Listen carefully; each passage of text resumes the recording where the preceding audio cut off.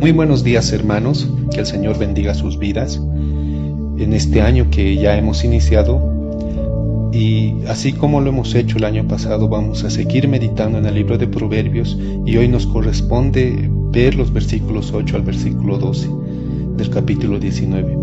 Quiero que presten atención a aquellos que están sin Biblia, y aquellos que tienen su Biblia a mano puedan leer conmigo lo que dice Proverbios capítulo 19, versículo 8 al 12. Dice ahí la palabra de Dios: el que posee entendimiento ama su alma, el que guarda la inteligencia hallará el bien. El testigo falso no quedará sin castigo, y el que habla mentiras perecerá. No conviene al necio el deleite, cuanto menos al siervo ser señor de los príncipes. La cordura del hombre detiene su furor, y su honra es pasar por alto la ofensa. Como rugido de cachorro de león es la ira del rey, y su favor como el rocío sobre la hierba. En estos 5 versículos nosotros podremos ver lo que Salomón nos dice acerca de la inteligencia, entendimiento, verdad y cordura. Entonces lo que veremos en estos versos será inteligencia, entendimiento, verdad y cordura. Vemos que en el versículo 8 se inicia diciendo que el que posee entendimiento ama su alma. Ahí nosotros podemos comprender que la posesión y la búsqueda de sabiduría es tan buena y es útil para nosotros. De ahí nosotros podemos aprender que cada uno de nosotros podemos y debemos obtener sabiduría simplemente por interés propio. Al hacerlo, hermanos, nosotros amamos nuestra propia alma, amamos nuestra propia vida. Aquel que busca sabiduría, es decir, procura un gran bien para su propia alma o para sí mismo. Es todo lo contrario con los pecadores y los necios. Por el contrario, se dice que ellos odian sus almas. Por ejemplo, nosotros podemos ver en Proverbios, en el capítulo 29, en el versículo 24, que se dice: el cómplice del ladrón aborrece su propia alma, pues oye la imprecación y no dice nada.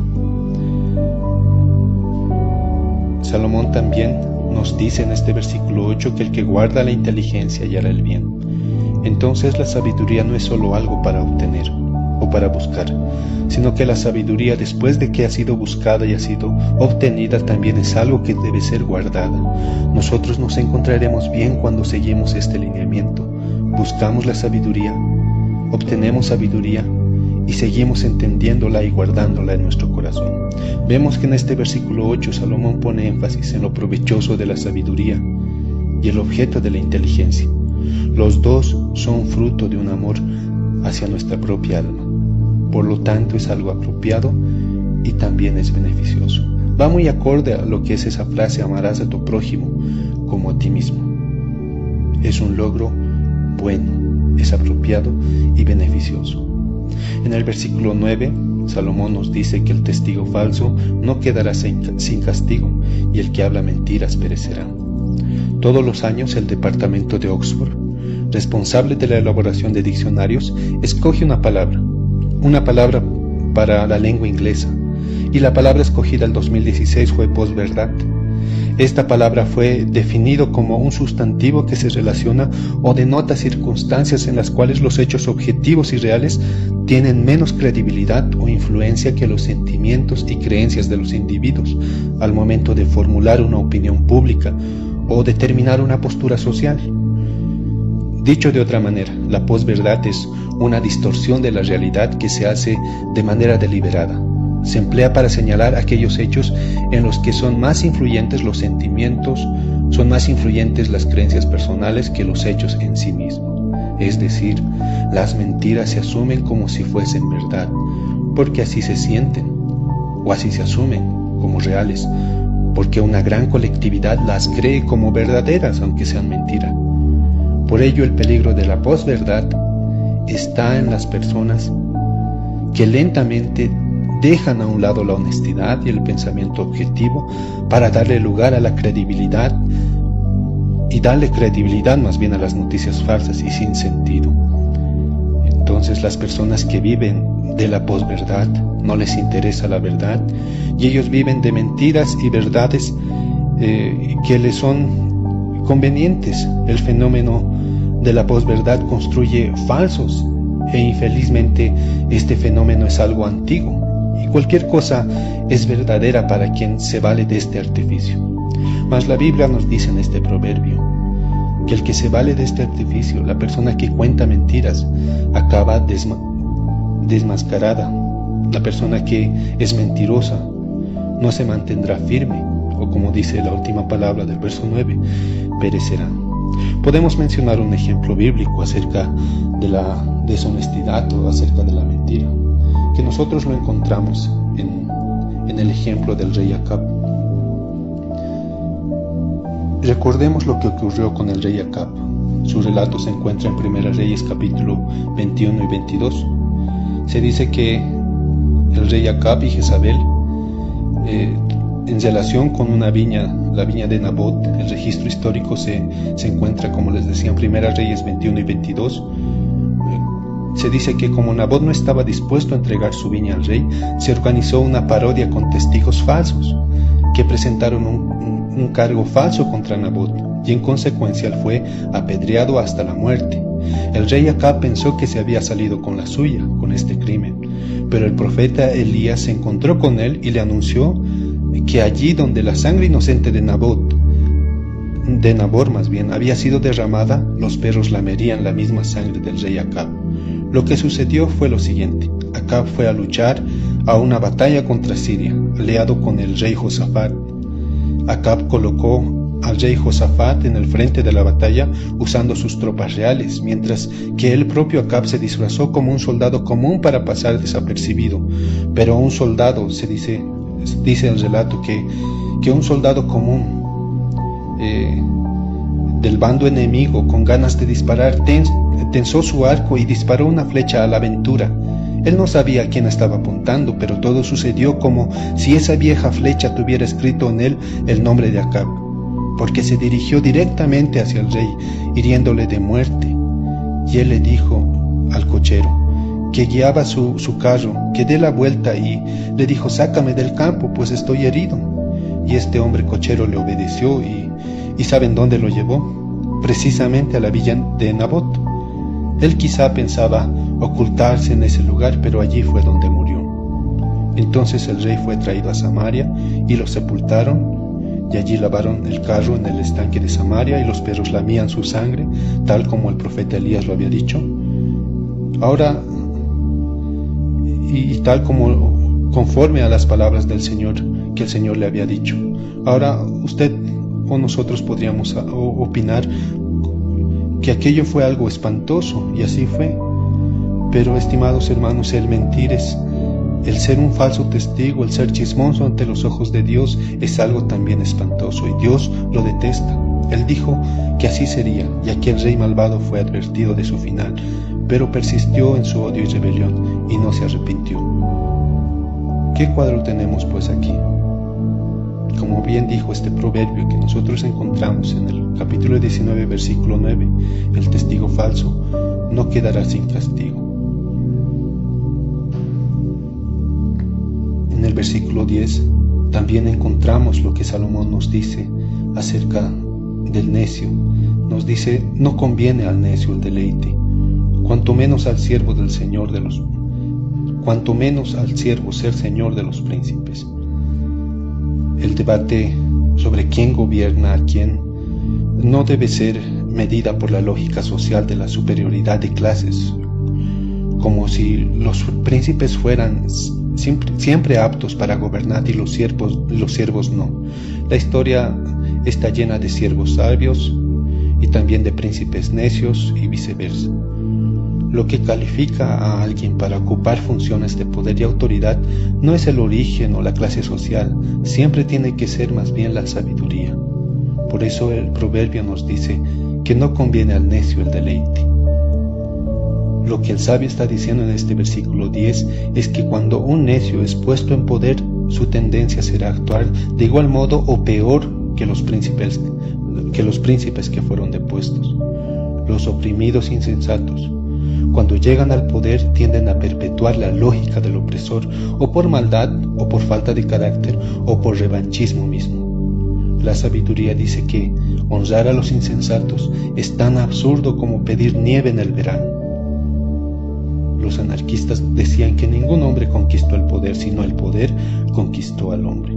Algo que nosotros podemos entender y que debemos entender de este versículo es que todo poder emana de Dios, y el nombre de Dios, y el que en nombre de Dios y en sumisión a Él tiene que ser ejercido. Cuando poderosos reinan sin estar sometidos a Dios, no importa si es siervo o si es príncipe, el resultado siempre será catastrófico. Salomón continúa diciendo en el versículo 11: la cordura del hombre detiene su furor y su honra es pasar por alto la ofensa. Dios se toma tiempo antes de desatar su ira. Miqueas 7:18 decía: ¿qué Dios hay como tú que perdona la maldad y olvida el pecado del remanente de su heredad? La Biblia nos enseña con la palabra olvidar, que claramente quiere decir que olvidar significa también perdonar. De esto nosotros podemos deducir de este versículo 11 que Salomón nos está invitando a ser imitadores de Dios. Asimismo también perdonar y olvidar las ofensas de nuestro prójimo, así como Dios lo hizo con las nuestras. La cordura, hermanos, que nosotros encontramos en este versículo 11 nos puede conducir a esto. Si uno deja de llevar por la fe y el amor esa rencilla o ese odio hacia su prójimo, él encontrará paz. En el libro de Proverbios, en el capítulo 10, el versículo 12 nos dice: el odio despierta rencillas, pero el amor cubre todas las faltas. El amor abre nuestros ojos a toda clase de circunstancias atenuantes por las que nos sometemos generosos y nos disponemos a dejar pasar el juicio de Dios. Y la fe nos enseña a percibir la mano de Dios, la cual puede usar el mal para alcanzar algo bueno con ello. Un ejemplo que es conmovedor en la Biblia y que está muy relacionado con este proverbio es la gran bondad que mostró José cuando él se encontró con sus hermanos, que tanto daño le habían hecho. Él miró por encima de ellos la mano de Dios, y así la fe inteligente de José refrenó su ira, de manera que no se encendió contra sus hermanos. Al contrario, cuando se dio a conocer a ellos, les consoló grandemente. Él les dijo: ahora pues no os entristezcáis, ni os pese haberme vendido acá, porque para salvar vidas me envió Dios delante de vosotros. Pues ya ha habido 2 años de hambre en medio de la tierra, y aún queda 5 en los cuales no habrá arada ni siega. Dios me envió delante de vosotros para que podáis sobrevivir sobre la tierra, para daros vida por medio de una gran liberación. Génesis capítulo 45 versículos 5 al 8. Esta indulgencia, este perdón, también adornó la vida de otras personas. Podríamos decir, cuando alguien muestra esta tardanza en airarse, entonces la Biblia dice y lo considera literalmente como su honra, su hermosura. Esta hermosura, esta honra brilló al máximo en la vida de nuestro Salvador. Él cumplió plenamente este proverbio cuando él oró por sus transgresores, y él dijo: Padre, perdónalos porque no saben lo que hacen. El que tarda en airarse, hermanos, es grande de entendimiento. Aquel que es impaciente de espíritu pone de manifiesto su necedad. El hombre iracundo promueve contiendas. El que trata de airarse apacigua la rencilla. Este proverbio nos muestra cómo nosotros debemos también olvidar y aplacar el furor de otras personas. La cordura, hermanos, nos llevará y nos conducirá a un mejor camino, que es el camino del perdón. Salomón concluye diciendo en este versículo, en esta sección, en el versículo 12, él dice: como rugido de cachorro de león es la ira del rey, y su favor como el rocío sobre la hierba.